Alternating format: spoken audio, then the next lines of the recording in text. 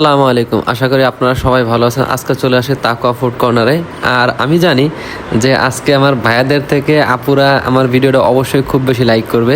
তো আজকে এমন একটা জায়গায় আসছি যে জায়গাটা আসলে আপনি হতাশ হবেন, এটা সত্য কথা। কারণ প্রচুর পরিমাণে এখন বর্তমানে আপনারা যারা ইউটিউবে থেকে ফেসবুকে যারা রিলসগুলো দেখেন, কেরানীগঞ্জের এই ভাইরাল ফুচকা বা চটপটি যেটাই বলেন না কেন, খুবই বেশি ভাইরাল হয়েছে। তো অনেক দিন ধরে ভাবছিলাম যে এখানটাতে যাবো, এটা কিন্তু খুব বেশি দূরে না।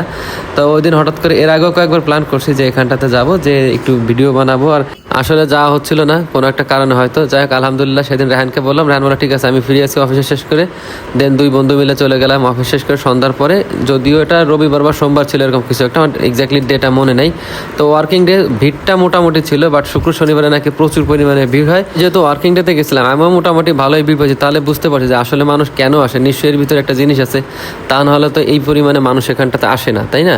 আর আমি একটা জিনিস দেখে অবাক হয়েছি যে হ্যাঁ, চটপটি ফুচকার দোকান যে এরকম রেস্টুরেন্ট স্টাইলে এত বড় করে হয়, এটা আসলে এখানে না গেলে বোঝা হয়তো না আমার। আর তাকওয়ার এটা কিন্তু সেকেন্ডই, প্রথম একটা মনে হয় একটু সামনে, অন্যদিকে খোলামোড়া যেতে বাধে হয়তো, আমি এক্স্যাক্ট লোকেশনটা চিনি না। বাট এই জায়গাটা নিয়ে খুব বেশি হইচই হয়। আর এর লোকেশনটা লেগে গেছে আটিবাজার সিনেমা হলের ঠিক পাশে, পুরাতন যে সিনেমা হল ওখানটাতে। তো মোহাম্মদপুর থেকে কিন্তু আপনারা খুব সহজেই খুব ইজিলি কিন্তু চলে আসতে পারবেন, যেভাবে আমরা চলে আসি। মোহাম্মদপুর থেকে সিএনজিতে করে পার পার্সন 20 টাকা করে নেয় আটিবাজার। সো আটিবাজার থেকে 1-2 মিনিট হাঁটা লাগে, খুব সহজে চলে আসতে পারবেন এখানটাতে।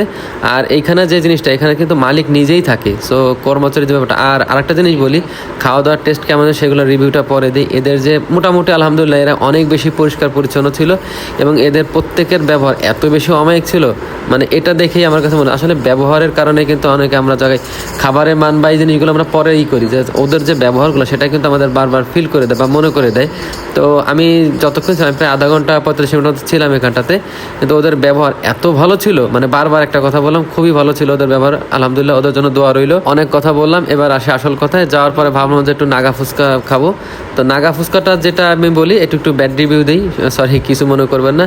যে আমরা সাধারণত অন্য জায়গায় নাগা ফুচকাটা যেভাবে খেয়ে থাকি, ঝালের পরিমাণটা খুব একটা ওইভাবে ছিল না, আর কি যেন একটা মিসিং মনে হচ্ছিল। বাট এদের যে টক, উফ ভাই, মানে 100-200 এরকম একটা অবস্থা। আপনারা কিন্তু চাইলে, মানে নাগা ফুচকাটা কী খাইছেন আমার কাছে ডাজন্ট ম্যাটার, বাট আপনি যখন টকটা দিয়ে নিয়ে নিছে, ওটার টেস্টটা টোটালি চেঞ্জ হয়ে গেছে, সত্য কথা। বাট আমার কাছে মনে হয় যে নাগা ফুচকার যে জিনিসটা আছে, এইটাই ওনাদের একটু কেয়ার করা উচিত। কিন্তু টক দিয়ে সেটা খেলে কিন্তু আপনার রেটিং কিন্তু অনেক ভালো হয়ে যাচ্ছে। বাট এটা কিন্তু কী করছে, সাথে আপনাকে টক নিতে হচ্ছে। বাট এমনি নাগা ফুচকাটা আমার কাছে খুব একটা ওই ভাইবটা পাইনি। নর্মালি অন্য জায়গায় নাগা ফুচকার যে টেস্টটা পাই আমরা, সেখানটাতে এটা পাই না। একটা কী যেন একটা মিসিং ছিল।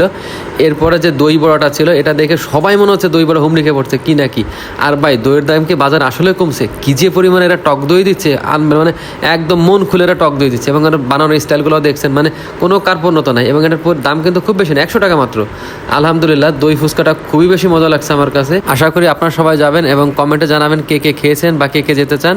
ধন্যবাদ সবাইকে। আসসালামু আলাইকুম।